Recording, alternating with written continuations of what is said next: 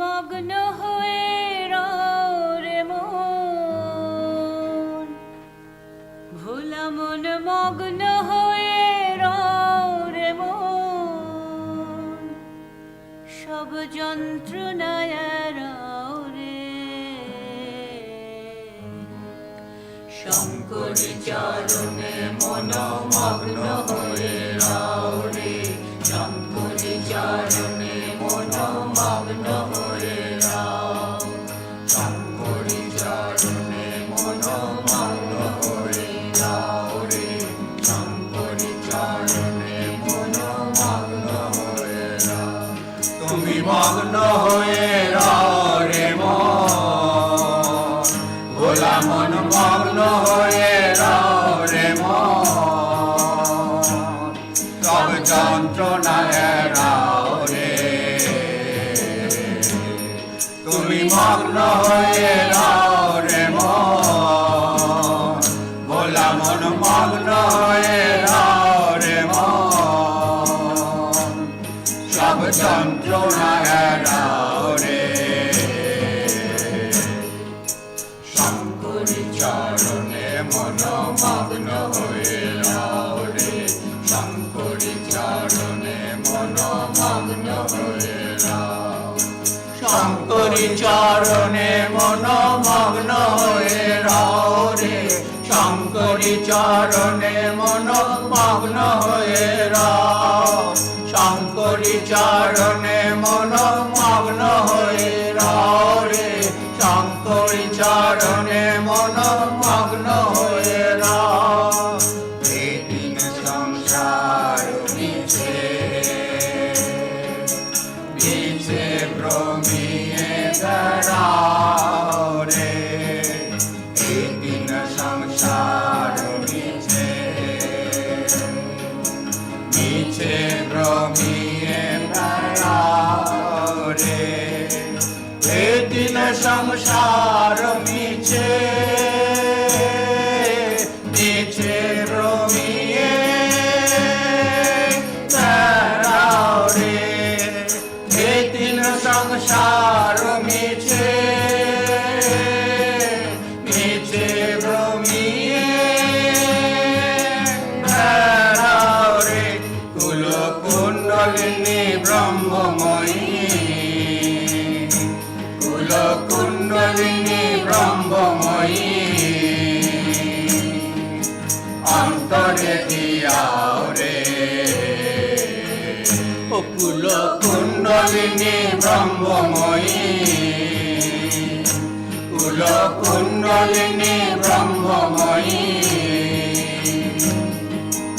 অন্তরে দিয়াও রে।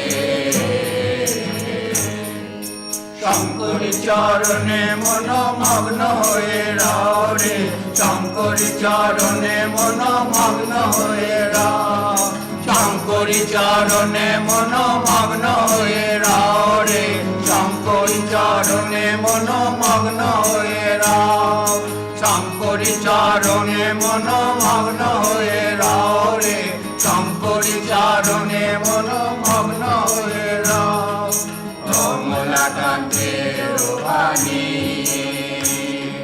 শ্যামা মায়ের গুণ গাও রে, কমলাকান্তের বাণী, শ্যামা মায়ের গুণ গাও রে, কমলাকান্তের বাণী, শ্যামা মায়ের গুণ গাও রে, কমলাকান্তের বাণী, শ্যামা মায়ের গুণ গাও রে। এত সুখের নদী নিরবধি, এত সুখের নদী নিরবধি, ধীরে ধীরে বাও রে, এত সুখের নদী নিরবধি, এত সুখের নদী নিরবধি, ধীরে ধীরে বাও রে। শঙ্করী চরণে মন মগ্ন হয়ে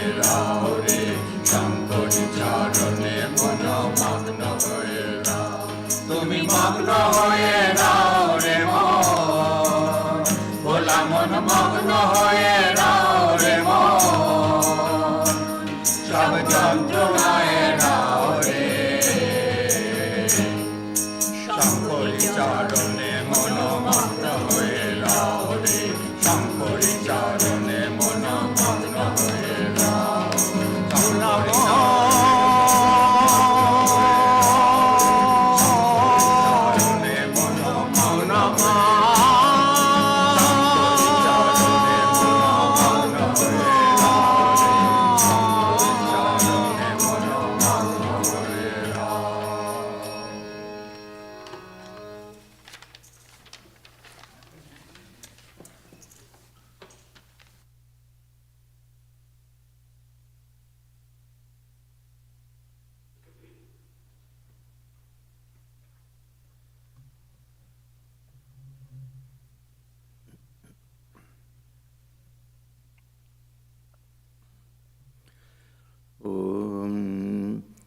ईशावास्यम् idam sarvam yakincha jagatyam jagat tena tyaktena bhunjita magurdhakashasvidhanam. Whatever exists in this changing universe is to be covered by the Lord. Enjoy the world by virtue of what has been renounced. Do not covet anyone's wealth. Om Shanti, Shanti, Shanti. Peace, peace, peace. I feel very sorry to have to give a talk after that fantastic music. My goodness. We would have a full hour of that. That was really very inspiring. Yeah. Very, very wonderful. But I still have to give the talk, so no way around it. We have two very famous half verses in our Vedantic tradition. The one is commonly known as Shlokardhena Pravakshami Yaduktam Granta Kotivi. I'll tell you in half a verse what is said in thousands and thousands of scriptures. Brahma Satyam Jagat Mitya Jiva Brahmaiva Napara. That Brahman alone is real and this world is false or unreal. The Jiva is none other than Brahman.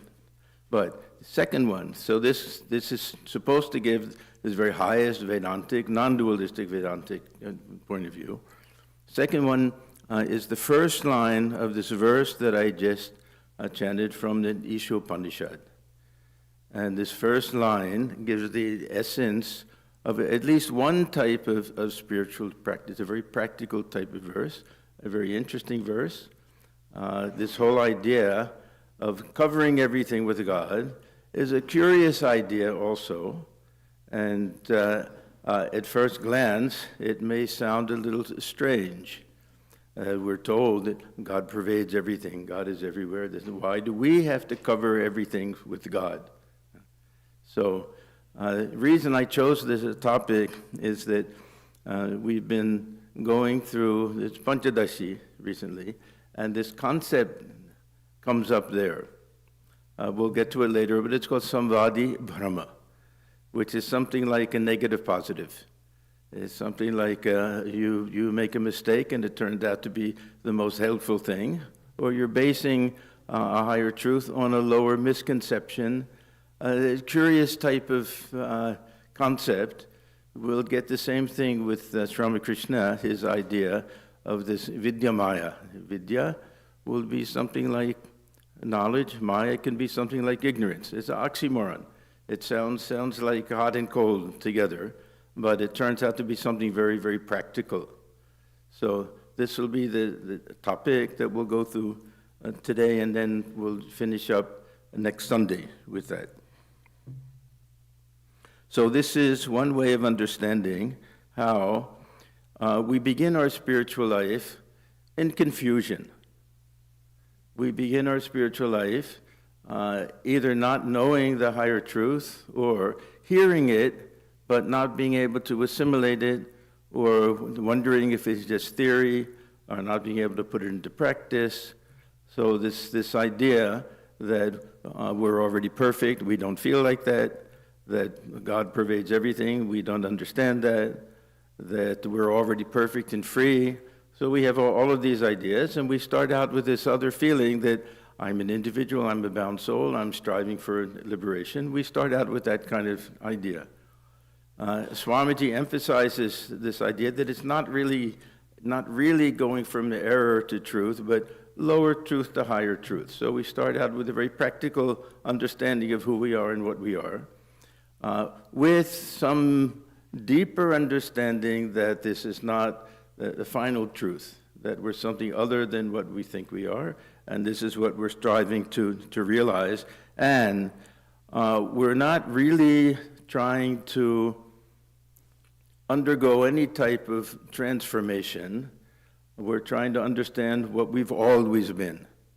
This is the purely Advaitic point of view. Transformation on the level of our understanding, but we're not bound souls trying to make ourselves free. We're trying to realize that freedom is our very essence and our very nature.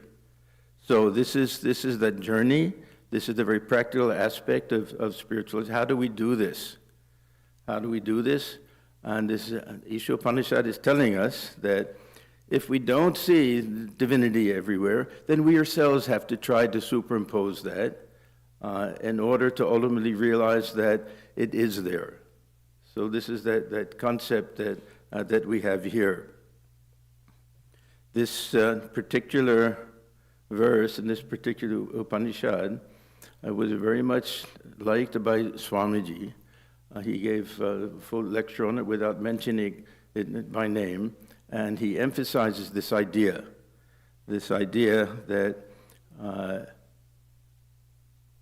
we ourselves have to actively try to infuse this visible reality with this idea of divinity, because we don't understand it yet, in the hopes that ultimately we'll see that what we're infusing is already there. It's an odd concept, as I say. It's such an odd concept that some of the commentators will even translate this whole thing differently. I'm just mentioning this because some of you may see our Swami Sarvagatanandaji, our Swami Lokeshwaranandaji, two sadhus that I admire most in this world. They'll give a different translation. They'll say, all this is covered by God. All this is infused by God. Because it's such an idea, a strange idea, to give that, even that intimation, even that assumption that perhaps God is not present in the world, that we ourselves have to infuse this world with God. It's such a strange idea. There's some hesitation to interpret this verse that way. But Shankaracharya does it. Swamiji himself does it, and according to the grammar of the verse, there's a vasyam. It really does mean that. It means something is to be done. That the onus is on us to do all of this. So this is a case of what this Panchadashi calls Samvadi Brahma. Brahma, don't confuse it with Brahman. This is a B-H-R-A-M, Brahm. It comes from a root meaning to wander aimlessly and in confusion. So we read in the in Gita, 18th chapter, that Brahman, that we're made somehow through this Maya to go around in circles, not knowing what we're doing or anything like that. So it comes to mean confusion or error, Bhranti. So this Samvadi means that Brahma, that we're starting out with some slightly erroneous conception of things, but with the help of that, we'll get to something higher. We can give several examples. If we say that the Brahman is beyond all name and form, but somebody says, you use a particular name, you say, but he's nameless. Why give a name to that which is nameless? And trust me, you give a name and try to imagine a form, and through that, you'll be able to reach that which is beyond all names and all forms. So this is how a slight misconception. Brahma is a little strong for me, this idea that it's an actual error. But it is something within this realm of Maya, some type of superimposition that will lead to something higher. Sri Ramakrishna gives a very nice illustration with the thorn in the foot.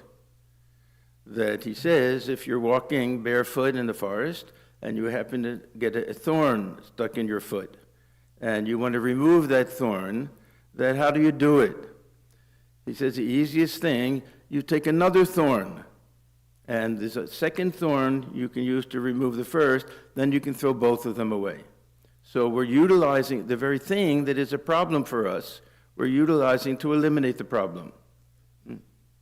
So another example, that we suffer from false identification. We falsely identify with the body, the mind, the senses, and everything. So somebody says, try my own type of false identification. What is that?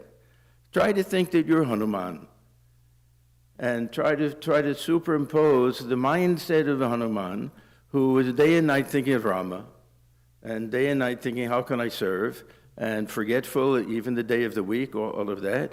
Through that, you'll be able to reach a stage where you've not only transcended this false identification, but because of that, you no longer identify with this body, mind, and senses. So this is a very nice way of doing it. So Thakur, if for example, somebody says, I can remove it with another thorn, and we say, oh, you're a fool, the thorn is the problem. How can you solve a problem with the thing that is the problem? And we simply say, trust me, that we can use this second thorn to get rid of the first thorn. Or Thakur gives the illustration of the three thieves. This is to explain how all of the three gunas belong to this realm of Maya, that we have to leave all of them behind in order to get to the ultimate goal. But they represent different stages and different steps. So Thakur tells the story that a man is caught by a bunch of thieves, that they need him to carry their bundle and everything, and the police come and they all escape, and he's the only one. Oh no, sorry. They're afraid that the police are going to come, and they want to get rid of this guy. He's already done his work. So one of them says, let's kill him. And that represents tamas. The other one says, let's tie him to a tree. Represents rajas. So they tie him to a tree. The third one, thief, represents sattva.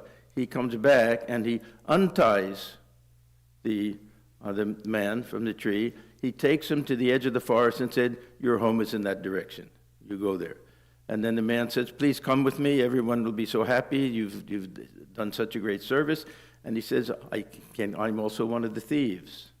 Now, if that man had said, I'm not going to let you untie me. I'm not going to follow you. Because you're a thief. I don't know what you're doing to me. Then he's stuck. So we have to utilize sometimes even this thief, because this sattva is the one who will help get rid of the others. This false superimposition eliminates the first one, and then we can get rid of both. We throw away both of the thorns. So this is that idea of samvadi brahma, some type of positive error, we can say. So this is what we find, that all this is to be covered by the Lord, is to be covered by God with this thought. Not that we're literally going to do it, but we want to infuse this idea on everything, sarvamina, everything, jagatyam jagat. That means everything that is moving in this moving universe, everything that is impermanent, everything that is transient, everything, all of our relationships, all of our possessions, our very own life, all of these things represent what we need to infuse with this idea, because everything is constantly changing, everything is transitory. We can say mithya if we want, we can say false, we can say unreal, as Sri Ramakrishna liked this idea of transitory. So all of this means everything in the social world, in the physical universe, in our personal life, in our relationships, all of these things. So this is the nature of this world, that is 2 days only, Thakur says, that the next thing we know, everything is gone. Actually, the end of this verse, kasya swidhanam ma guridha, it can be interpreted in two ways. The other one I like even better. Don't covet anything. Why? Who owns anything? Kasya swidhanam. Who can say this is really mine? There's nothing ours in this world. So everything that we see, everything that we experience, all of this is to be infused, is to be covered by the Lord. This image that we have, almost like we wrap ourselves in a shawl, that it's our own protection. This is our own source of warmth on a cold night. The term that's used is Ishvara. Ishvara. The more common term that's used in the Upanishad will be Brahman. Brahman and Ishvara, what is the difference? The Thakur explains it very nicely, that that same Brahman, Nirguna Brahman, when thought of as the source of this creation, projecting this universe, dwelling within this universe as the self, all of that, and then we use this term, Ishvara, Saguna Brahman. So, not exactly the idea of the personal God. We don't have that yet. This will come later in the Bhagavad Gita and other texts, but a kind of impersonal type of creator. But we'll see this idea of superimposing the divinity can also be putting a face on the divine, making it personal. This will also be a part of this element of this covering everything with God. So this full-blown conception of Bhagavan, we don't find in the Upanishad, but the seed is there. And this is one of those verses that helps us to understand how we ourselves can put a face on this impersonal absolute in order to feel that intimacy and that closeness. So all of this is part of this concept, Vidyamaya, that yes, it belongs to the realm of Maya, it belongs to the realm of ultimately ignorance, or at least this relative universe, but it'll take us to this higher type of truth. It'll help dissolve everything. If we have, we want to strip something, if woodworkers, if there's a coat of wood, they want to get rid of it, get to the surface, what do? They put something on top first. There'll be a certain type of solution that will soften up the old varnish or old paint, then it can be easily scraped off. So first we put something on top, and that allows us to get back to the original. So something like this idea is there. So we see this conception from the Upanishads, this Nirguna Brahman, Saguna Brahman, the Bhagavan, and Paramatman. Same divinity that dwells within us, dwells within all other beings. And later we get this idea that each one represents a different type of spiritual path. That Brahma is for the jnani, and this Paramatman is for the yogi, and Bhagavan will be for the bhakta. Different spiritual attitudes. We see God in a different way, partly because we're covering with what appeals to us.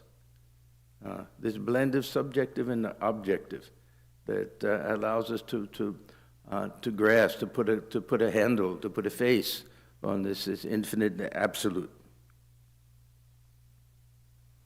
So let me go back to this idea of why this is such an odd idea. Because the Upanishads also say, Sarvam Kalavidam Brahma. Everything indeed is nothing but Brahman. So if this is the truth, then why are we trying to cover the truth with the truth? It's an odd idea. If someone shows up wearing a mask, and we know that this is a certain friend, there's a friend of mine coming with a mask. Will I take an identical mask that looks like that friend and put it on top, or will I just remove the mask? Now, normally we'd say that we'll just remove the mask, but this Maya is something very tricky. Maybe we try to remove the mask, we remove the skin along with it. It's very, very difficult to do. We may say we have a pond, it's covered with scum. We can easily push the scum away and we see the pond. But if somebody says, no, remove the surface of the pond, how do we do that? It's water. How do you do that? Anything we remove the surface, we just have a new surface there. How do we get to that which is beyond, which transcends that ultimate type of reality? It's very, very difficult for us to be able to do this. So we find that that attempt very often leaves us with nothing, that we end up throwing out the baby with the bathwater. You all know this expression. Yeah, it goes back, it's interesting, it goes back to old pioneer times when people only had enough water for the whole family to take a bath. So the father will go first, he'll be dirty working in the fields, the water gets a little muddy. Then the mother will go, and then the children. By the time the baby is in there, the water is so dark you can't even see anything. And every chance they'll forget the baby's there and they'll throw the baby out with the bathwater. Yeah. So this is that danger. So suppose that we say, okay, there's a rope and it looks like a snake, and we want to get rid of this snake idea. So what happens if we go there and we cut that snake in half? We've also ruined the rope. We haven't achieved what we wanted to achieve. So this is taking from a different, approaching it from a different point of view. There are jnanis who will simply say, yes, remove this false covering, and then what's there will be there. There's a very practical way of saying that it's not so simple. Let's put something on top that'll dissolve everything, and then that what is really there will come shining through. Shankaracharya, he gives a very nice explanation that if you take a mala made of sandalwood, and the more you use it, the more the fragrance comes. But if you put it in water and you take it out, it loses that fragrance. This is true. I did it once. I had this sandalwood mala. I thought I'll dip it in Ganga, it'll become a holy thing. I took it out, it didn't smell, it lost its fragrance. But the more you use it, it comes back again. So this idea of God that we're superimposing already is there. The fragrance, sweet fragrance is there already. It's just this ignorance, this maya of water has covered it a little bit. So we're not really adding something that's not there to begin with. It's inherent there. The divinity is inherent in the world. We simply have to bring it out. One of the meanings of this vas is fragrance, is to make something beautiful smelling. So Shankaracharya, he gives that very nice explanation that way. So as I said before, Swamiji, he gave certain lectures. You'll find these in Jnana Yoga, mostly in London, I believe, that some were devoted to the different Upanishads. This Isha Upanishad is not mentioned by name at all, but if we go through it, we can see that he's definitely going through this Upanishad, and the title of that is called God and Everything. And he uses this expression, covering everything with God. The other one, this entitled Realization, is his lecture on Katha Upanishad. So, and he did a full translation of Mundaka Upanishad. It comes much later in the complete works. So, Swamiji emphasizes this idea that the other option to this is we take what we think is Maya and we discard it. Neti, that type of idea. But then what are we left with? So he sees this idea, seeing God in the world, as opposed to denying the world. So this is from Swamiji's lecture on Isha Upanishad.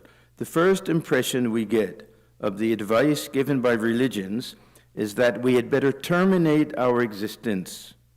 To the question, how to cure the evils of life, the answer apparently is to give up life. It reminds one of the old story.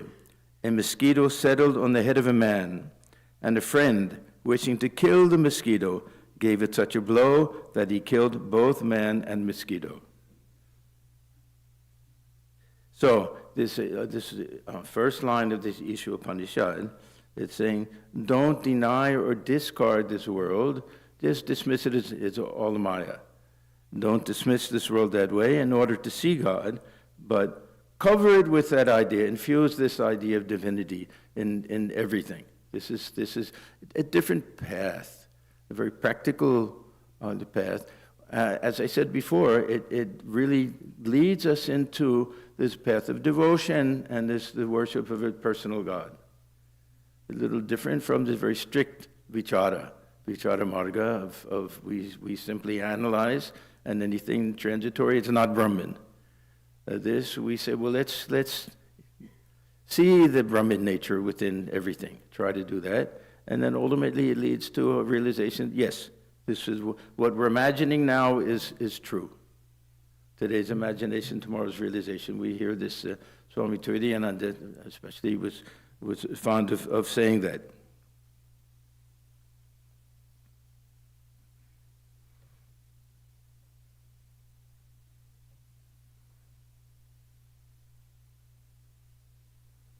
I'll read again from Swamiji's lecture, God in Everything. We have to cover everything with the Lord Himself, not by a false sort of optimism, not by blinding our eyes to the evil, but by really seeing God in everything.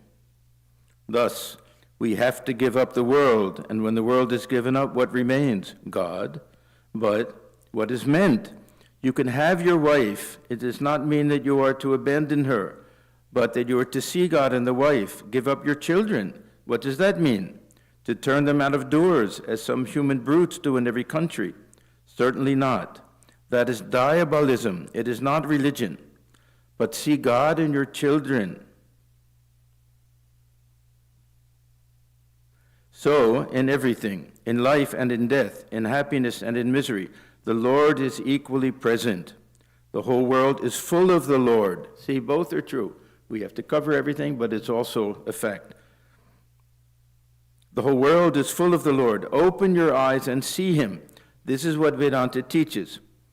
Give up the world which you have conjectured, because your conjecture was based on a very partial experience, upon very poor reasoning, and upon your own weakness. Give it up. The world we have been thinking of for so long, the world to which we've been clinging so long, is a false world of our own creation. Give that up. Open your eyes and see that as such it never existed. It was a dream, Maya. What existed was the Lord Himself. It is He who is in the child, in the wife, and in the husband. It is He who is in the good and in the bad. He is in the sin and in the sinner. He is in life and death. So how do we do this? This is a very general type of idea. There are very specific ways that we can try to put all of these things in practice. So let's go back to this earlier idea that even if everything is a manifestation of the divine, or even if God permeates everything, that we don't see anything but Brahman itself, that this ignorance or this Maya has covered it. So there's something clouding our understanding. It's natural that we have to understand that this isn't just our individual lack of intelligence, that we come into this world and we automatically identify with this body and mind. We automatically accept everything as real. We accept things at face value. This is accepted in Vedanta. This is called the Vyavaharika point of view. We accept things as we see them, but we understand that everything is based on the state of our own mind. The mind goes to a higher level, we see things differently. Everything is dependent upon our vision. The divine vision, the divine sight that we can get will make us see everything a little bit differently. So we start to understand the real meaning of Maya, that Maya, it's the cause and it's also the effect. The Maya is that which makes us accept everything that is ultimately transitory or unreal, and it's that which causes us to be attached to everything.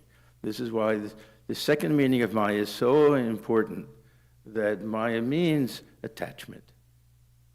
It means that we're clinging to things that ultimately won't be very helpful for us, that will keep us bound to the world, that will really ultimately can make us miserable. That this terrible attachment that we have to our body, to our own life, to our possessions, to our reputation, to our power over people, all of these things, these are all the result of Maya, all the result of this false identification. And this Maya makes us think that happiness will come from external things, that it won't come from deep within. This Maya does not allow us to feel commonality with everyone. It makes us feel separate from everyone else. So we start to understand that we're all in the same boat with this Maya. We're all in the same boat, only some have a deeper understanding. Some have been able to get out of it, but it's something common to everyone, that this is what we can call the human condition. This is the human condition, that we're born into this. So no one should think that the result of all of my bad karma, this and that this is just a very natural type of thing, the very human condition.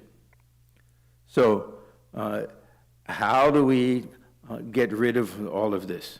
So this whole concept is that we find something that will counteract, something that will cover over the false conception and also remove this. Now, Sri Ramakrishna, he gives other nice examples that problem is desire, okay? The problem is that we have all of these desires for worldly enjoyment, for pleasure, for power over people, for all sorts of different things. Then how do we get rid of this desire? We have a desire for God realization. He said that we replace it. If we try to just rip it off, no, I won't have a desire for anything, it won't work. We can't just rip that off. So if we replace it, and somebody says again, but desire is the Brahma, desire is the error. And Thakur will say, this kind of desire is so different that it doesn't even fall in the same category as desire. That this is the desire that eliminates the other desire. So he gives other examples. There's a certain type of green leafy vegetable. Most green leafy vegetables give an excess of bile.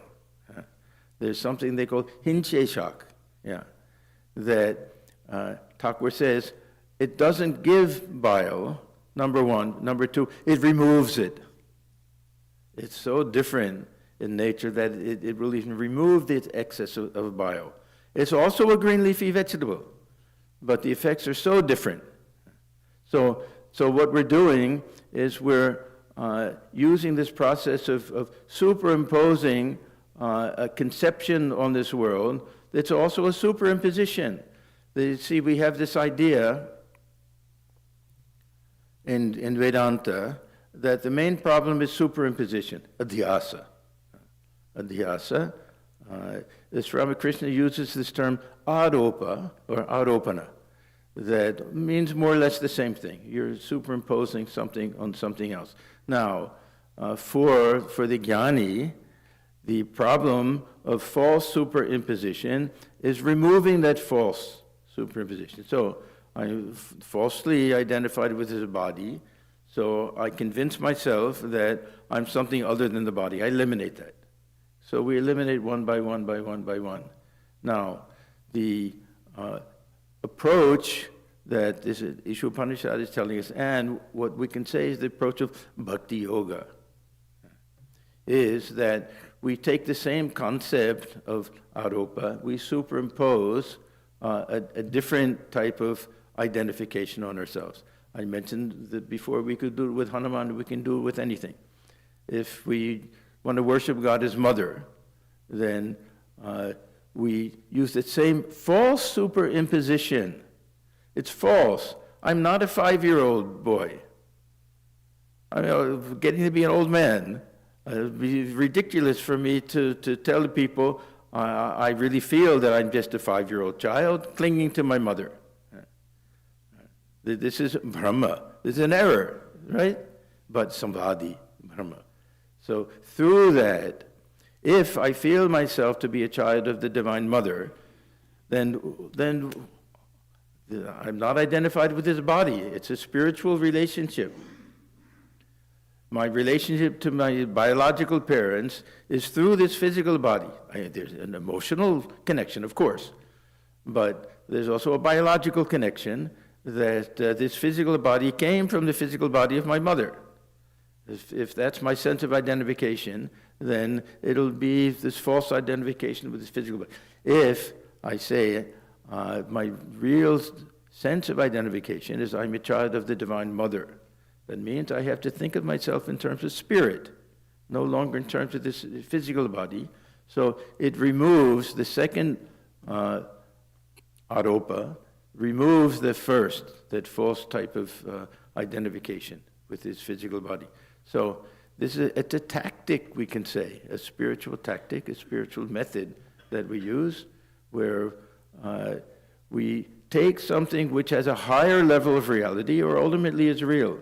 Even for the jnani to say, I am Brahman, we're superimposing an idea on ourselves. It's also superimposition. So we'll see that there are many different ways of utilizing this type of concept. So this is the positive side of adhyasa, or aropa, a very positive type of thing. We understand this concept of a quality that we attribute to a substance that doesn't belong to it. This is the Vedantic idea of adhyasa, as when the red rose is placed behind the clear glass vase, and it looks like the redness belongs to the vase, but it doesn't belong to it at all. If we remove the rose, then we see that the vase always remained perfectly clear. So that type of false identification.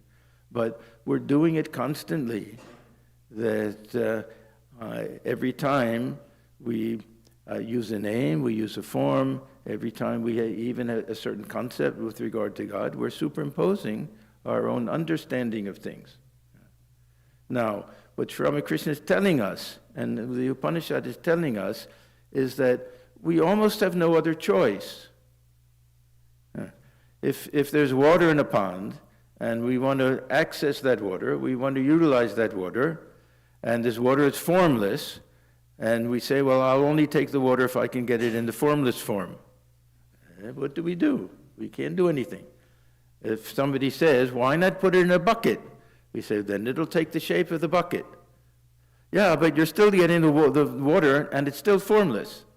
But this is the way you can access it.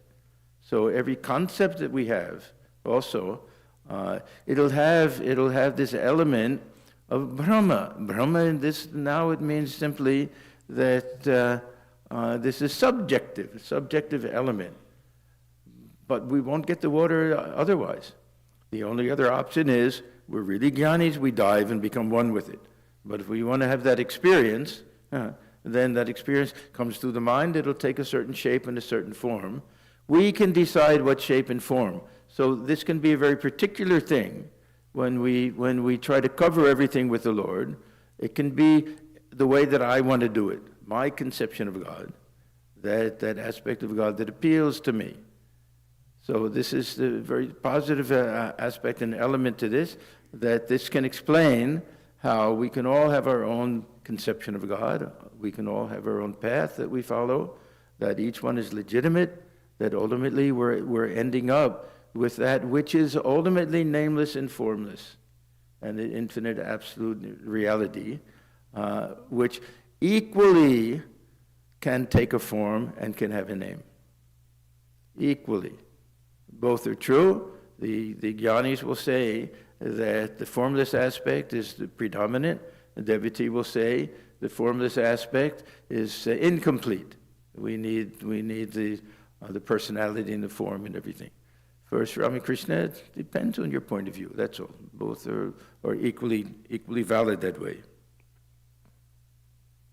So I wanted to mention 4 different ways, and this will be what we'll do next Sunday. I'll just briefly explain 4 different ways that we can use this same process of superimposition in a very positive sense with regard to these different aspects of God that I mentioned earlier, the Brahman, Paramatman, Bhagavan, the different ways that we look at it, so that we can cover everything with this feeling of divinity. This is basically what we're saying, to be able to see everything as divine.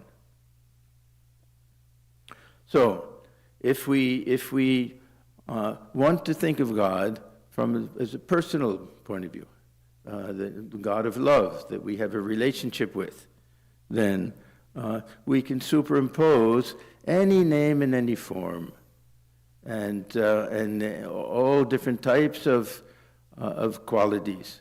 There's love and compassion and kindness and everything. There's also a certain type of superimposition on Brahman itself.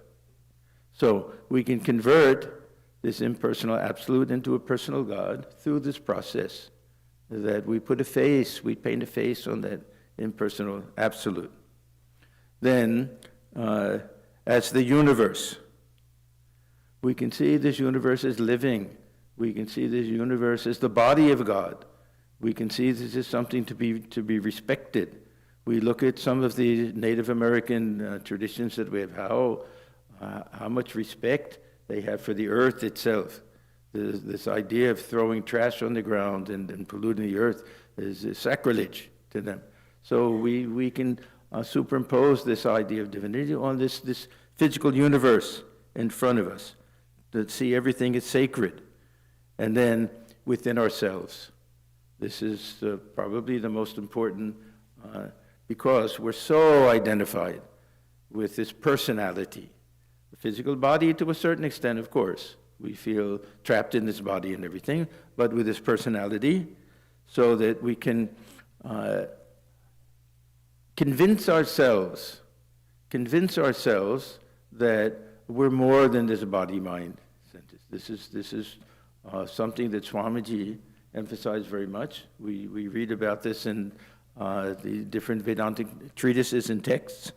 This is one of the great teachings that Sri Ramakrishna used to give, and especially to Swamiji, that you keep telling yourself you're bound, that you'll remain bound. Superimpose this idea. Tell yourselves that you're perfect, that you're free already, and that will lead to the actual freedom of yourself. So, Sri Ramakrishna, this is from the Gospel, he said, if you tell yourself you are free, free you shall become. And if you tell yourself you are bound, bound you shall remain. A very famous verse from Ashtavakra Samhita. And then Swamiji, from the same lecture before. People are taught from childhood that they are weak and sinners. Teach them that they are all glorious children of immortality, even those who are weakest in manifestation. Let positive, strong, helpful thought enter into their brains from very childhood. Lay yourselves open to these thoughts, and not to weakening and paralyzing ones. Say to your own mind, I am he, I am he. Let it ring day and night in your minds like a song, and at the point of death declare, I am he. That is the truth. The infinite strength of the world is yours. Drive out the superstition that has covered your minds. Let us be brave. Know the truth and practice the truth. The goal may be distant, but awake, arise, and stop not till the goal is reached. And then finally, when we see other people, we have to again superimpose this idea. I'm not looking at individuals here. I'm seeing God himself, Mother herself, dwelling in the form of every man and every woman. Again, it's a type of covering, and ultimately we'll realize this is true. This is the absolute, ultimate, final truth. It's not my imagination, but in my present state of mind, I have to convince myself of that and to try to feel like that. Swami Swahananda was asked one time, how do we learn to see God in all beings? He said, by seeing God in all beings. No trick to it. Keep just reminding ourselves. Am I looking just at some lump of elements, physical body? No, there's a living person there. there's consciousness there. That spark of the divine, that light of the sun is shining within everyone. So we have to convince ourselves of all of these things. So this is the use of the imagination. Imagination, we may say, is also false Brahma, something but a very positive type of thing. Use of the imagination so that we cover everything with God. We permeate this idea of divinity. We see that within everything. We may not understand it in the beginning. It may be an effort. It'll become more and more natural until we see that we're infusing something that's already there, that everything is divine, everything is a manifestation of that type of divinity, and that ultimately through this type of practice, we find ourselves transformed. So a very beautiful, Advaitic idea, but very practical, that we don't simply have to just deny everything, not neti, neti, neti, that we say, no, everything I see is the manifestation of the divine, but I myself have to infuse that idea of divinity in everything. So this will be the subject of next week's talk. I'll try to go into a little more detail with these four different areas in which we can utilize this idea of superimposing this idea of divinity on everything. So let us just take a few minutes and sit quietly.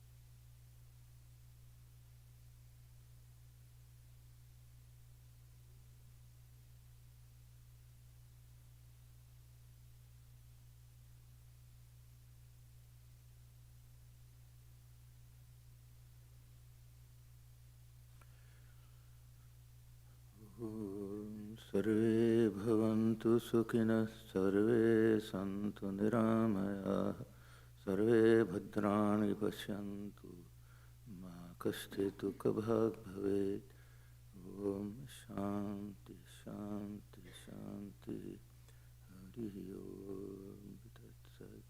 Sri Ramakrishna Arpanamastu. May all beings be happy. May all be free from disease. May all realize the highest good. May none suffer from misery. Om peace, peace, peace be unto all. So next Sunday we'll complete this talk. Following weekend is our big annual celebration of the founding of the center. This will be the 29th year of our center. Swami Sarvadevanarji is coming. He'll be here, as far as I know, on the 24th. We still don't have his flight information exactly. Saturday there'll be a retreat day. Everything will be. Some of you have it from the mailing. It'll all be listed on the website. Sunday there'll be puja, Ramnavami puja, and Swamiji will stay, I think, Monday or Tuesday, something like that. And anyone who's interested in spiritual initiation, Swamiji will give. Please talk to me about that. And then some sad news that one of our very, very dear devotees, Prafulla Bhatt, passed away last weekend. And we'll have a memorial service for her on April 4th. It's Saturday at 11:30. So all of you who knew her and want to pay your respects, please join us for that. Anything else? Oh, is there another song? Yeah? Huh? Yeah. No? Not ready. Next week. Okay. Yeah, we can have another song. I like songs. Huh? No? Shukla Didi, you can sing a song. Yeah, come on. No? So after the song, please join us in the basement for refreshments. Okay, now the final song.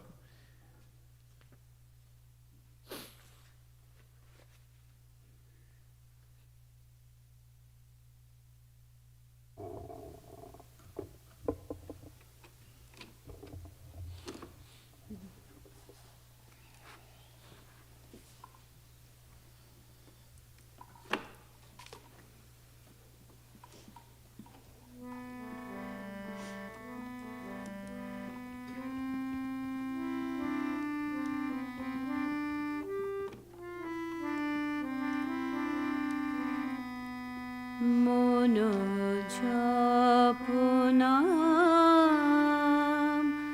Sri Raghupati Ram. Mono japunam Nabdurva Dalasham.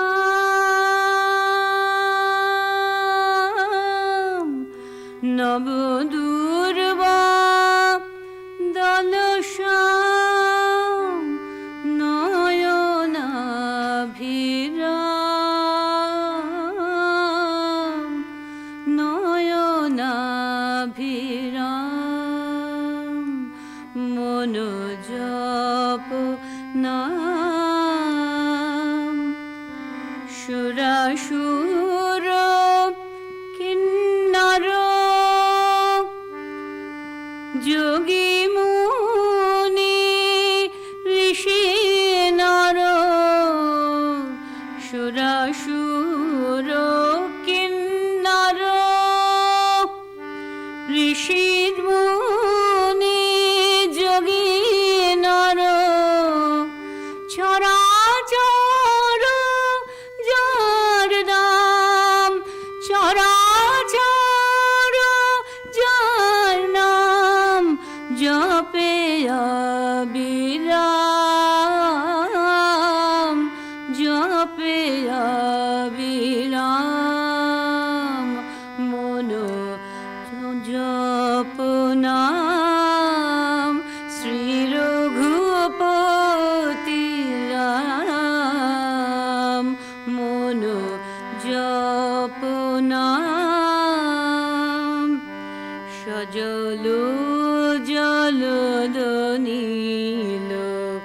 নবঘন কান্তি নয়নে করুণা আননে প্রশান্তি সজল জল ঘন নবঘন কান্তি নয়নে করুণা আননে প্রশান্তি নাম স্মরণে টুটে যার শোক স্নাপ ভ্রান্তি নাম স্মরণে টুটে যার শোক তাপ ভ্রান্তি রূপনে হারি মূরছিত কোটি কাম কোটি কাম মন জপনাম শ্রী রঘুপতি রাম নবদূর্বা